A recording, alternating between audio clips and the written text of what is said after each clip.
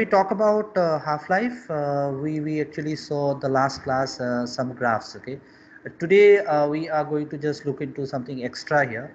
What happens is this. So you basically, when we take this, let's say we have this relation. So this is something which is also experimentally observed, and we are also going to look into it from a derivation point of view. We are going to derive some part of it. Okay.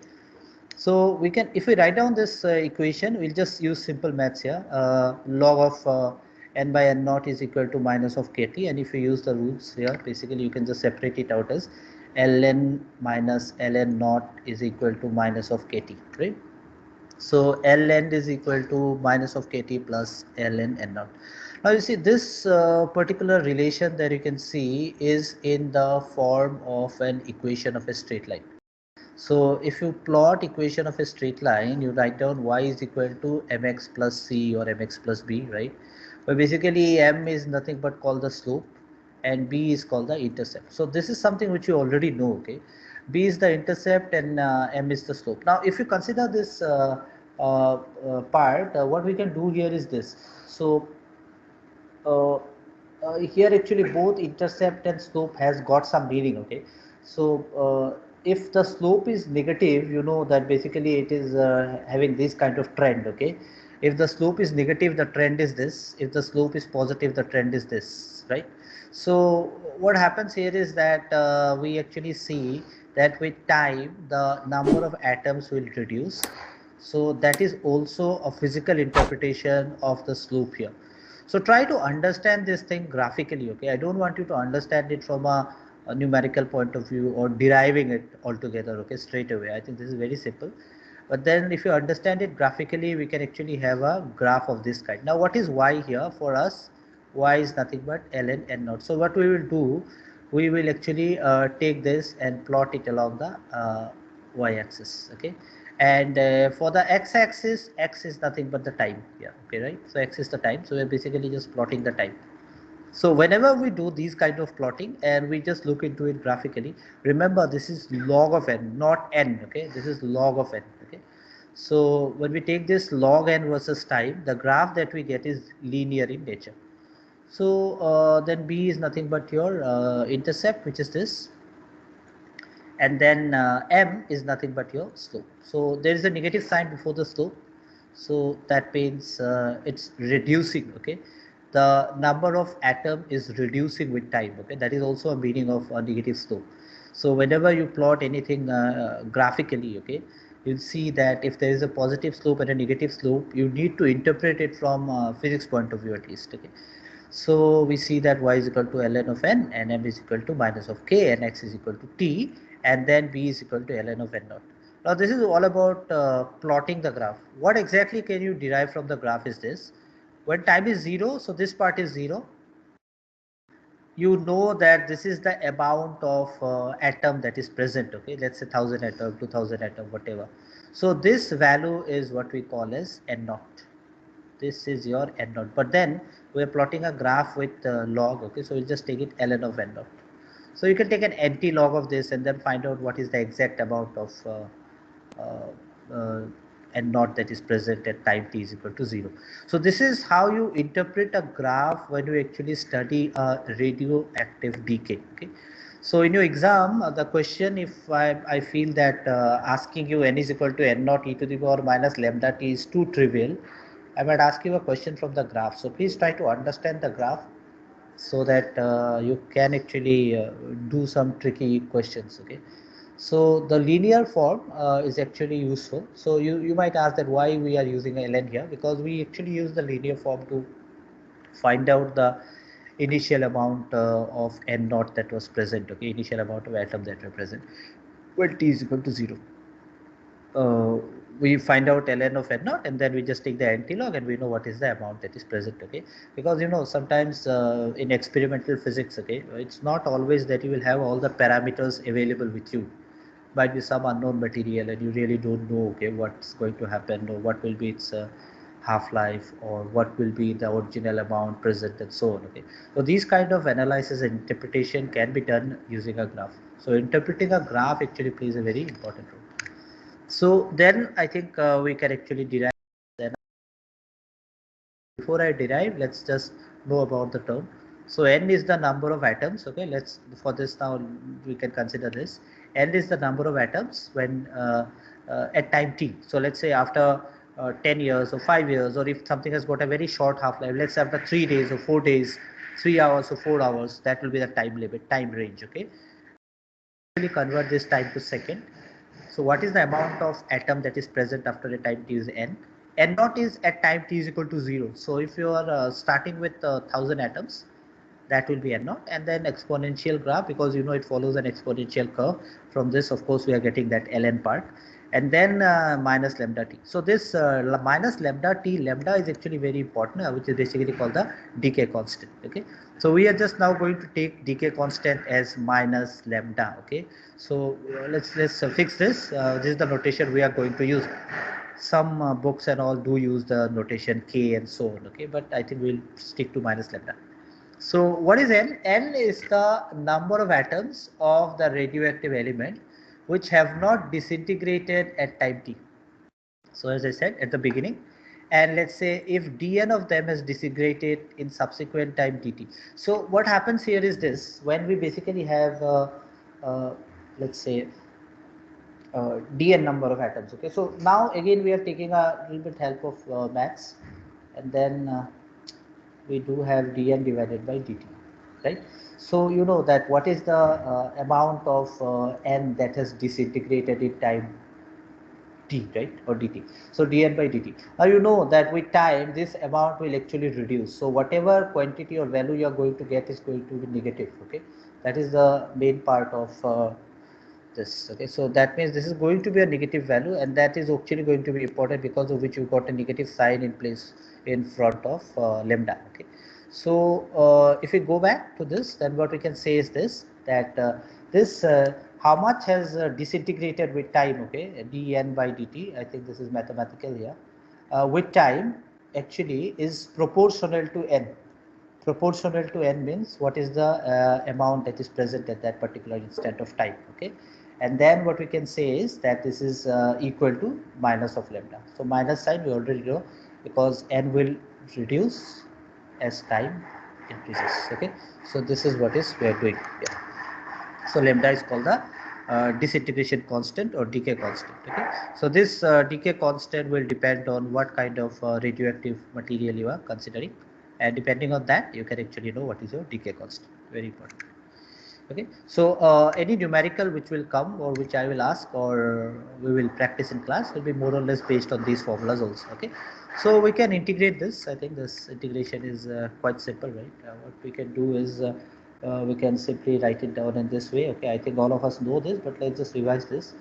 Tn divided by n, okay, is equal to minus lambda dt, and then we can integrate on this side, we can integrate on this side, and this will be minus of lambda t, and this will be nothing but log of n, right? So this will be log of n. So if we do that, we say that this is log of n and minus of lambda t. So there is a minus sign there, minus of lambda t. But then this is an indefinite integral. Okay, you don't have any time limit as such. We have not put that, so we'll just put a constant which is a. Okay, so if you consider that n naught is the number of atom initially present, what we can do is we can just use this condition. So if it is initially present, that means this part will become 0, this part will become 0. Okay, this part, if it becomes 0, then we can just put this as 0, and then L of n naught, so log of n naught is equal to t.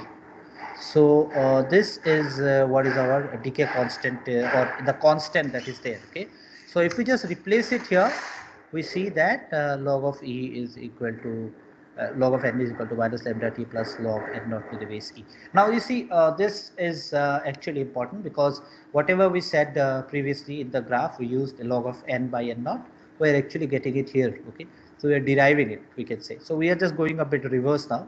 We started the other way, started with the formula, plotted the graph, tried to understand the fact, and then we came back and derived the formula and tried to understand where do we get that formula from. Okay, so this is very simple, and then we can just do our maths here, the properties of logarithm, and then we can actually say log of n by n naught to the base e is equal to minus lambda t. Okay, So n is equal to n naught e to the power minus lambda t. So this is actually nothing but the working formula for finding out the number of atoms present after a given time t.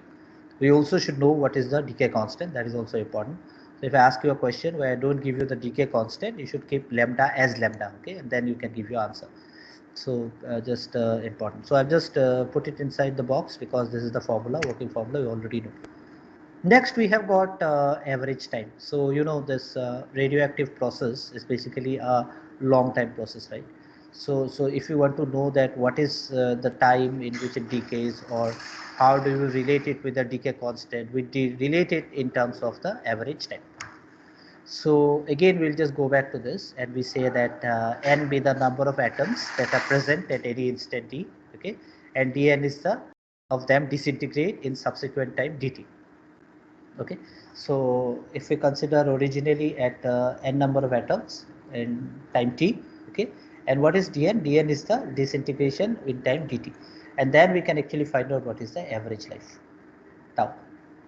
So if you want to find out the average life, you know that this is basically a continuous process, right? You cannot really say that at time is equal to 1 second, at time t is equal to 2 seconds. No, that's not true, right?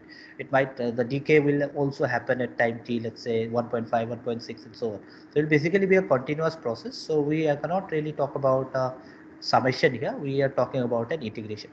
So the average time, okay, you know, average time is nothing but whenever you say average, you say the total divided by whenever you say average, basically you can generally say that, let's say I want to take the average of 1 2 3 4. You say what is 1 plus 2 plus 3 plus 4, and then just divide it by the total number of observations that you have. Okay, so the total number of atoms that we have originally was n naught, so divided by n naught, and tdn is nothing but the number of atoms at different time intervals.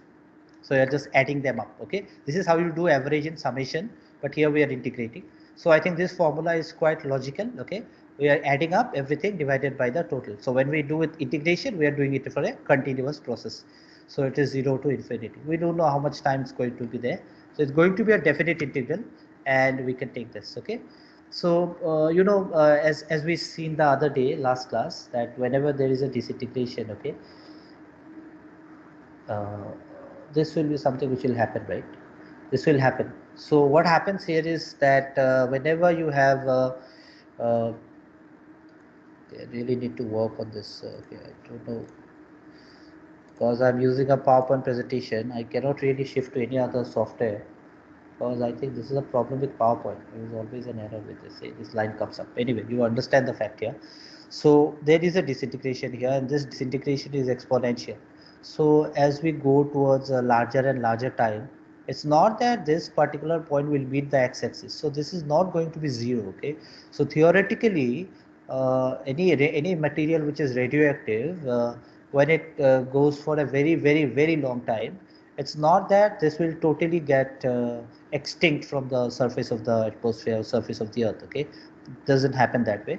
It exponentially decays and becomes a very small amount. It might be a bit difficult to detect, and but then it's present there. Okay, so theoretically that is there. Even experimentally also it has been observed. So that's why we don't say that the time is some limit. Okay, it is infinity. So it will go up to some infinity. So these finer points I think is a bit important. And then we just do a bit of maths. Okay, we just going to do it very simple. T is there, n naught is there. Where do I get this? Where do I get this? I think this is simple. I won't use the pen now because I think it's creating some problem. So I want to know what is dn, right? So I already have the relation for dn. I already have the relation for this. Okay, so you can just do it here. So you can write it down here, dn divided by dt. Okay, so you take dn by dt. This will be n naught, which is constant, and this will be dt of e to the power minus lambda t. So t can come in front. Okay, minus t can come in front. Okay, if differentiate this. Okay, if we differentiate this, let's see if I can do it here. So if we take this will be dn by dt, uh, which is equal to n naught, and then ddt of this term. Ddt of this term will give you minus t. Okay, and then e to the power minus lambda t out of this. Okay, lambda t. Okay, so what we can write it down is dn is equal to n naught into minus t into e to the power minus of lambda t dt. So we have this relation, right? So can we just replace it there? So we just replace it there. So we have this integration n naught minus of sorry, this was with respect to time, right? Sorry, I just took it with this. So this is of course not my mistake. This is of course not t. This is lambda, right? With respect to time. Sorry. So this is minus lambda. So we'll take this and then we can just replace it in the next equation. I think you can do it. And then we have got n naught, we can cancel out n naught, and then minus lambda is a constant, decay constant, take it out, 0 to infinity t e to the power minus lambda t dt. So just do the normal integration here, right, because this is t e to the power minus lambda t dt, and if you just integrate it, you are going to get this value, okay, this value, and then there should not be any integration sign here, sorry.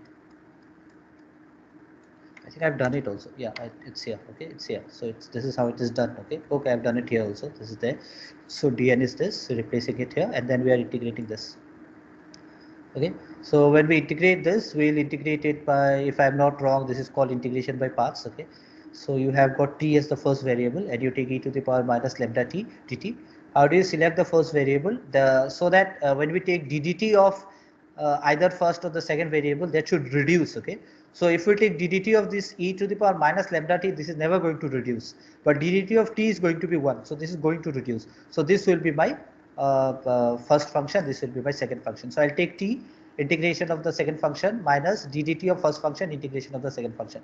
So if you do this maths here, okay, you are going to land up with this relation. So just do your calculations. I think you need to practice it once so that you don't mess up in exam. Okay, 1 by lambda. So this is a very simple integration, and I hope all of you are very clear about it. Okay, but the thing is, before exam, please practice it once or twice, because if you don't practice it, you don't get that confidence of writing it properly. Exam में हड़बड़ी में बहुत कुछ miss हो जाता है, ये थोड़ा थोड़ा मिस हो गया तो फिर देखोगे कि for a simple question like this you are not getting marks. So please don't make that mistake. I'll suggest you don't take things lightly. Okay, even if it is very simple. Okay, don't miss classes because you know that I know this topic, why should I attend the class? Okay, don't do that. I think that is something which is a bit complacent.